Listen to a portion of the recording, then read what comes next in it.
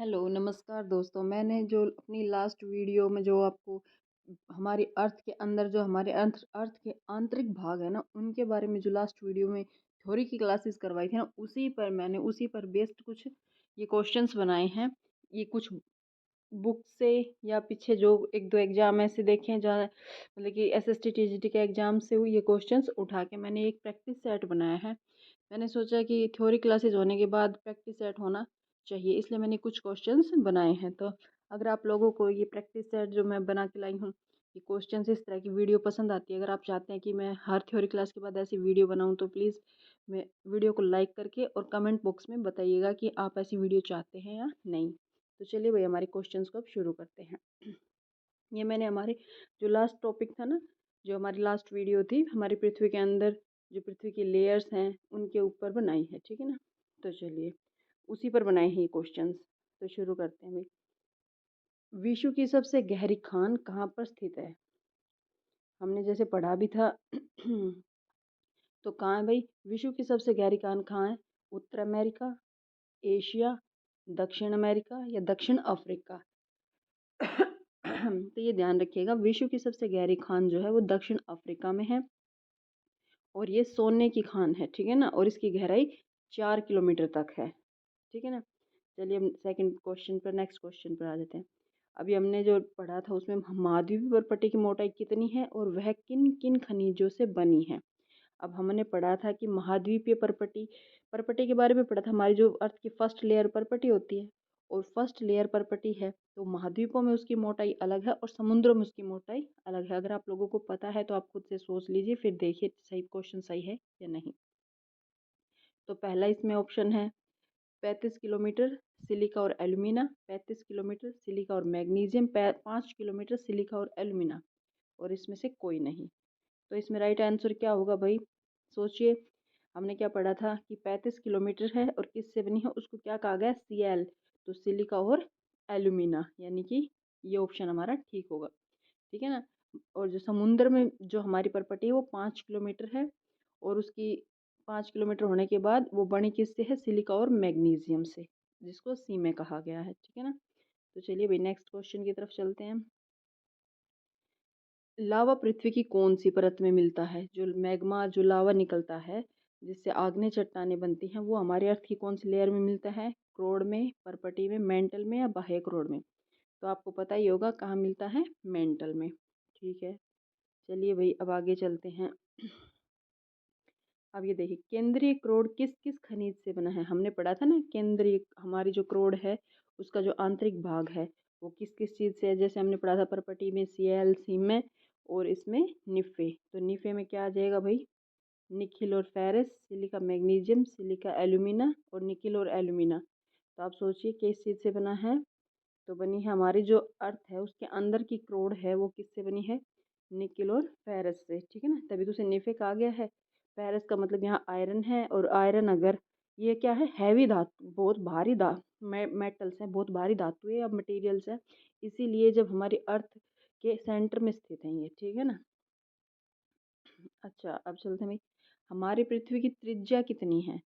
तब ये देखिए, हमारी पृथ्वी की त्रिज्या कितनी है? 6,470 किलोमीटर, 6,370 किलोमीटर, 4,670 किलोमीटर या 6,270 किलोमीटर? आप लोगों को मैंने लास्ट वीडियो में बताया था पृथ्वी की त्रिज्या कितनी है, तो हमारी पृथ्वी की त्रिज्या है 6,370 किलोमीटर। चलिए भाई, समुंदर की सतह से जो समुद्र की सतह से परपटी की मोटाई कितनी है? अब वही क्वेश्चन रिपीट हो गया है भाई, अब समुद्र के बारे में पूछ लिया।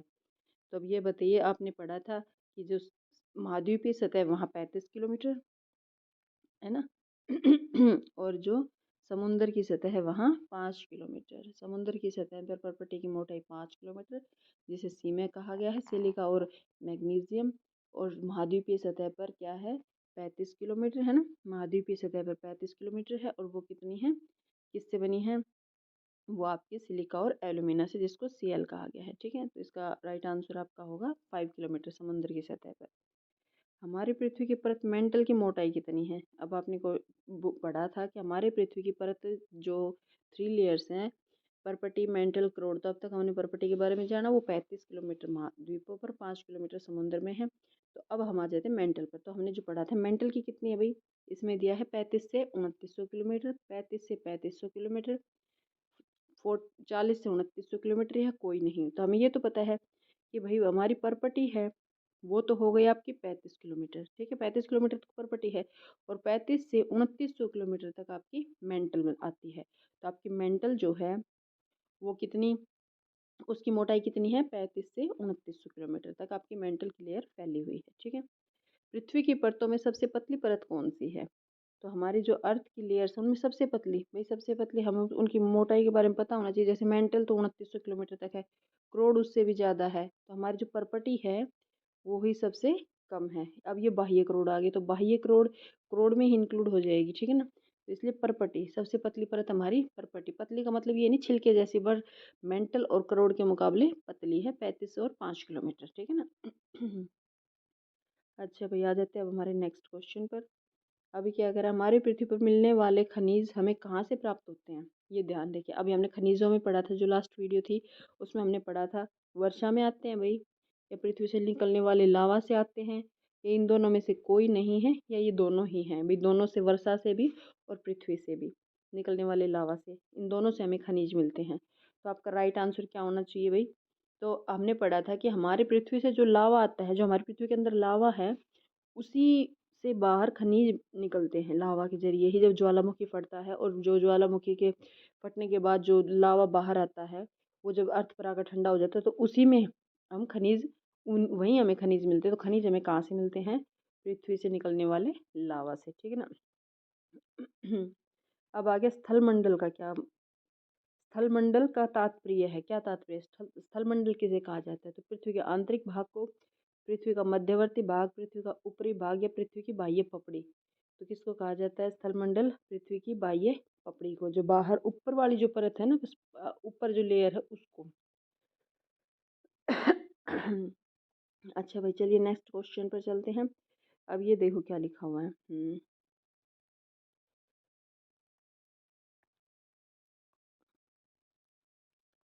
शैल जिसमें जीवांश होते हैं, ये क्या हो रहा है भाई, ये सर सॉरी भाई, ये लास्ट क्वेश्चन था, हाँ,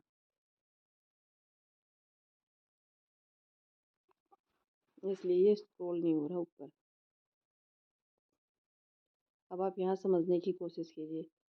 शैल जिसमें जीवांश होते हैं, वो शैलें जिसमें जीवांश होते हैं, ठीक है ना, तो वो क्या है।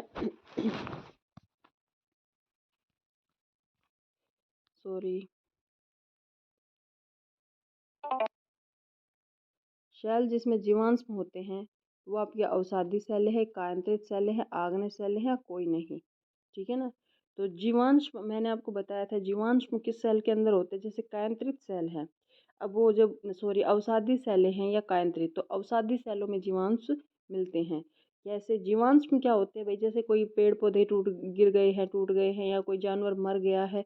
अब क्या होता है, अवसादों की सेल, जैसे कि पत्थर कंकड़, या जो भी अर्थ की हमारी जहाँ भी कटाव होता है, कुछ भी आंधी से, बारिश से, वो जब उसके जो जानवर मर चुके हैं, पेड़ पौधे हैं पड़े गिरे हुए हैं, या कुछ भी है जिसमें जो भी जीव, जीव के अंश, यानी कि किसी जीव, जैसे पेड़ पौधे, जानवर, या कुछ भी, चाहे इंसान हो चाहे कुछ भी हो भाई, पहले के टाइम की बात है। तो उसके ऊपर जब लेयर टू लेयर चढ़ती रहती है ना, अवसादों की, अवसादी सेल सेडिमेंट्स की, तो क्या होता है, वो नीचे दबते चले जाते हैं, ठीक है, धीरे धीरे धीरे धीरे, ऐसा नहीं 2-4 साल में नहीं, लाखों करोड़ों सालों का टाइम लग जाता है। तो धीरे धीरे दबते रहते हैं ना, तो उनके ऊपर से जो प्रेशर बनता रहता है, ऊपर से तापमान भी ऊपर से, जैसे सूरज की गर्मी है, दबाव है, आंधी आ रही है, कभी बारिश आ रही है, तो इन सब चीज़ों से वो नीचे दबे दबे क्या हो जाता है, डिकम्पोज होते चले जाते हैं, और उनसे फिर ये जो हमारे कोयला, पेट्रोलियम, और ये जो निकलते हैं ना जीवांश में ईंधन, वो इसी प्रोसेस से बनते हैं। तो जीवांश में आपको कहाँ मिलेंगे, अवसादी शैलों में, क्योंकि जीवांश अगर ऐसा तो है नहीं, वे अर्थ के अंदर जो हमारी मेंटल और परपटी है वहाँ पहुँच, सॉरी मेंटल और क्रोड है वहाँ जीवांश में गए, और वो आग्ने, जैसे कि फिर लावा के जरिए बाहर आ गए और आग्नेय चट्टाने में मिले, नहीं तो आग्नेय चट्टाने जो है वहाँ पर कोई आपको खनिज नहीं मिलेगा, जैसे न, सॉरी आपको ये जीवांश में ईंधन नहीं मिलता है। जहाँ लेयर पे लेयर चढ़ती है ना अवसादी सेल, अवसाद की, जैसे फिर उससे अवसादी सेलें बनती है, तो अवसादी सेलों के अंदर जीवांश मिलते हैं। जैसे कोई जानवर मर गया, उसके ऊपर आंधी तूफान आई, रेत मिट्टी चढ़ गई, नेक्स्ट ईयर फिर चढ़ गई, नेक्स्ट टाइम फिर चढ़ गई, जैसे महीने में 2 महीने में, जैसे भी वो प्रोसेस चल रही है, तो ऐसे उस पर एक के बाद एक लेयर चढ़ती जा रही, साल दर साल वो बढ़ता जा रहा है, ठीक है ना। तो जीवांश आपको कहाँ मिलेंगे? अवसादी सेलों में, ठीक है ना। तो जीवांश आपको मिलेंगे अवसादी सेलों में। ओके भाई, आज का वीडियो इतना ही छोटा सा वीडियो था, बस मैंने सोचा क्यों ना आपको एमसी ये इस तरह की क्वेश्चंस की प्रैक्टिस करवा दी जाए। अगर आप लोगों को ये वीडियो पसंद आया है और आप चाहते हैं कि इस तरह की हर थ्योरी की क्लास के बाद, जैसे जो भी चैप्टर या जो भी टॉपिक मैं करवाती हूँ उसके बाद आपको अगर प्रैक्टिस सेट चाहिए, तो प्लीज़ कमेंट में आप बिल्कुल हाँ या ना ही लिख के बता दीजिएगा, ठीक है ना। और अगर वीडियो पसंद आया तो प्लीज़ लाइक कीजिएगा। Thank you.